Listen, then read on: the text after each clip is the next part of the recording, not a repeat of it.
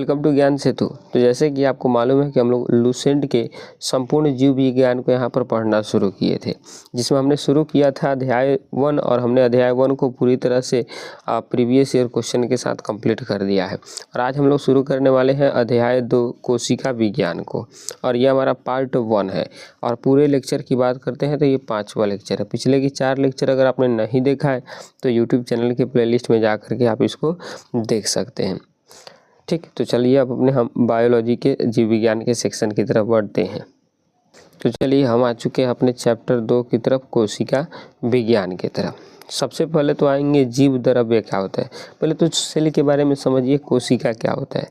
तो आप जानते हैं कोशिका शरीर की क्रियात्मक और रचनात्मक इकाई है, सबसे छोटी इकाई है। अब आइए इसमें सबसे पहला हमारा टॉपिक है जीव द्रव्य क्या होता है, समझेंगे। जीव द्रव्य का नामकरण पुरकिंजे के द्वारा सन 1839 ईस्वी में किया गया था।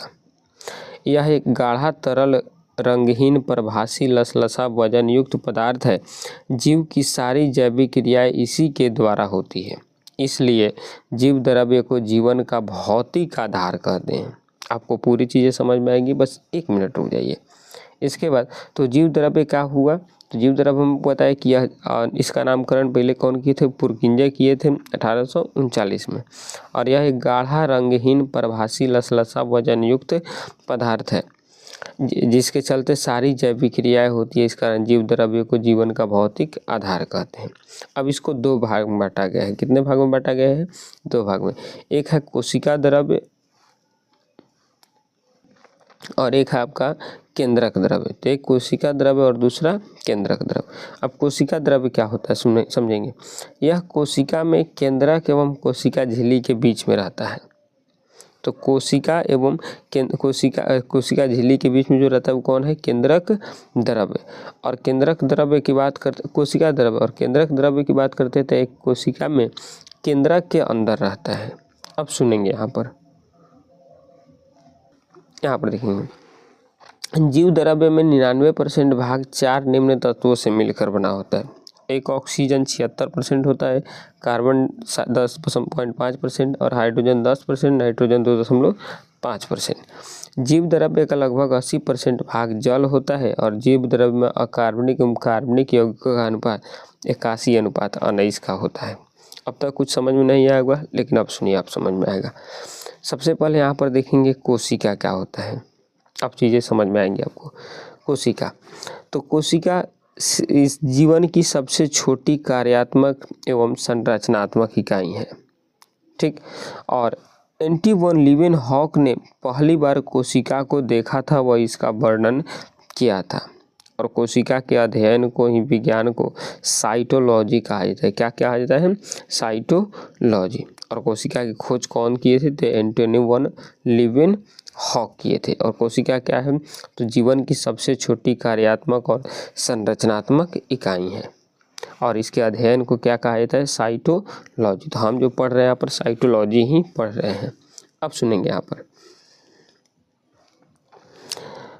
कोशिका शब्द का प्रयोग सर्वप्रथम अंग्रेज वैज्ञानिक रॉबर्ट हुक ने 1665 ईस्वी में किया था।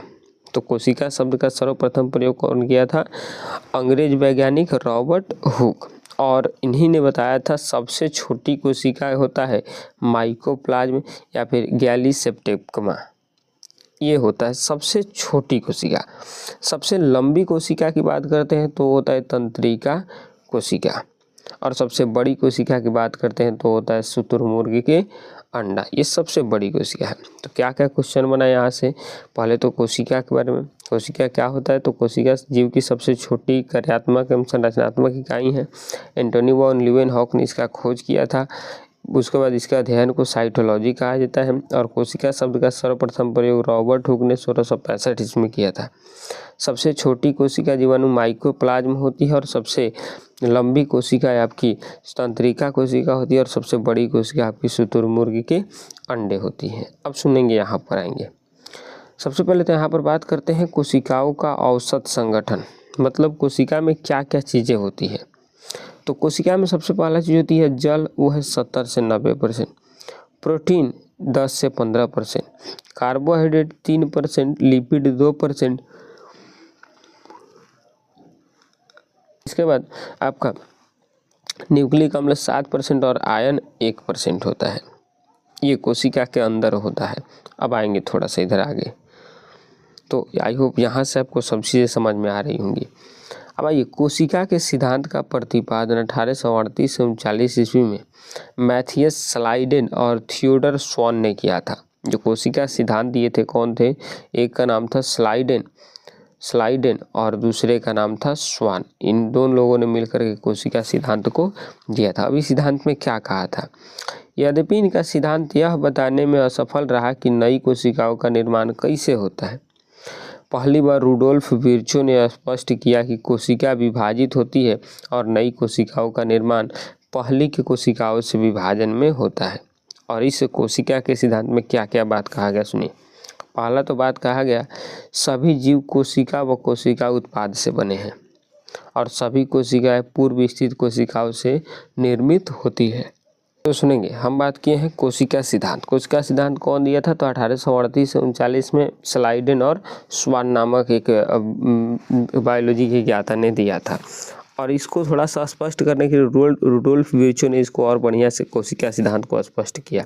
और इस सिद्धांत में क्या क्या कहा गया कि सभी जीव कोशिका व कोशिका उत्पाद के बने होते हैं। कोई भी जीव हो उसमें कोशिका जरूर होता है, कोशिका जरूर होता है, चाहे वो एक कोशिकीय हो या फिर बहुकोशिकीय हो, सब में कोशिका है। अब आप कहिएगा वस्तु में नहीं होता। अरे वस्तु की बात नहीं कर रहे हैं, यहाँ पर हम कर रहे हैं बात किसकी?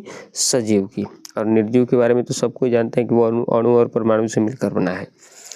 तो पहला इन्होंने बात कहा, सभी जीव कोशिका व कोशिका उत्पाद से बने होते हैं और सभी कोशिकाएं पूर्व स्थित कोशिकाओं से निर्मित होती है। यानी जो पहले की कोशिका है वही 2 पार्ट में टूट करके बनाती है, फिर ये 2 पार्ट में टूट जाएंगी, फिर ऐसे कोशिका का निर्माण होता रहेगा। ऐसा ही होता है इसका निर्माण। ठीक, अब आएंगे इधर।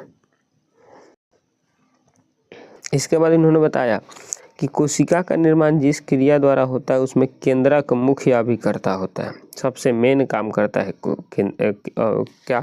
केंद्रक। अब यहाँ पर जानेंगे हम कोशिका कितने प्रकार के होते हैं। तो कोशिका मुख्यतः 2 प्रकार के होते हैं।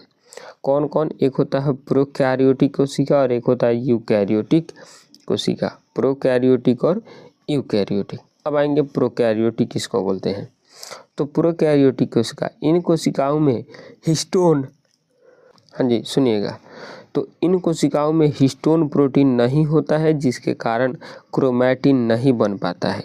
केवल डीएनए का सूत्र ही गुणसूत्र के रूप में पड़ा रहता है और अन्य कोई आवरण इसे घेरे नहीं रहता है। अतः केंद्रक के नाम की कोई विकसित कोशिकांग यहाँ पर नहीं होता है।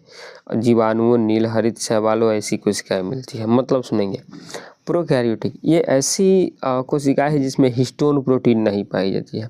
अब हिस्टोन प्रोटीन नहीं पाने के कारण यहाँ पर क्रोमैटिन नहीं पाया जाता है। और जब क्रोमैटिन नहीं पाया जाता है तो यहाँ पर जो है कोई घेरा का आवरण नहीं दिखाई देता है, मतलब कोई केंद्रक यहाँ पर नहीं दिखाई देता है। दैट मीन्स कि प्रोकैरियोटिक वो कोशिकाएं हैं जिनमें केंद्रक नहीं पाई जाती है। क्या होती है? केंद्रक नहीं पाई जाती है। तो फिर प्रोकैरियोटिक के बारे में हम ये बताएं कि इसमें हिस्टोन प्रोटीन नहीं होता है जिसके कारण क्रोमैटिन नहीं बन पाती है। अतः प्रोकैरियोटिक के कारण कोई भी यहाँ पर जो है केंद्रक इसमें नहीं हो पाते हैं। अब बात करते हैं हम यूकैरियोटिक कोशिका के। तो इन कोशिकाओं में दोहरी झिल्ली के आवरण होते हैं। केंद्रक आवरण से घिरा सुस्पष्ट केंद्रक यहाँ पर पाया जाता है। वहाँ पर क्या था? प्रोकैरियोटिक में केंद्रक नहीं पाया जाता है और यहाँ पर केंद्रक पाया जाता है, जिसमें डीएनए व हिस्टोन प्रोटीन के संयुक्त होने से बनी क्रोमैटिन के अलावा केंद्रिका भी इसमें पाई जाती है। तो ये आपका यूकैरियोटिक और प्रोकैरियोटिक में अंतर रहा, लेकिन इतना से नहीं समझ में आएगा। आइए इसके अंतर को हम और थोड़ा बढ़िया समझने की कोशिश करते हैं।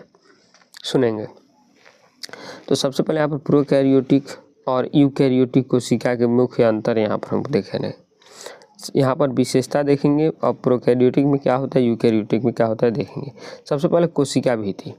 तो प्रोकैरियोटिक में प्रोटीन तथा कार्बोहाइड्रेट की बनी होती है कोशिका भित्ति, यानी कोशिका भित्ति पाई जाती है और इसमें सेलुलोज की बनी होती है, इसे यानी इसमें भी पाई जाती है। बशर्ते क्या दिक्कत है? प्रोकैरियोटिक में प्रोटीन और कार्बोहाइड्रेट की बनी होती है और इसमें सेलुलोज की बनी होती है। अब दूसरा माइटोकॉन्ड्रिया, तो इसमें अनुपस्थित होता है और इसमें उपस्थित होता है। माइटोकॉन्ड्रिया इसमें नहीं पाई जाती है, मतलब कि माइटोकॉन्ड्रिया को ऊर्जा का गृह भी कहा जाता है, आप जानते हैं। इंडोप्लाज्मिक रेटिकुलम, ये जो होती है अनुपस्थित होती है प्रोकैरियोटिक में और यूकैरियोटिक में उपस्थित होता है। अब आप कहिएगा इंडोप्लाज्मिक क्या होता है, आप वेट करेंगे, सब कुछ आपको टोटल चीज़ें समझ में आएंगी।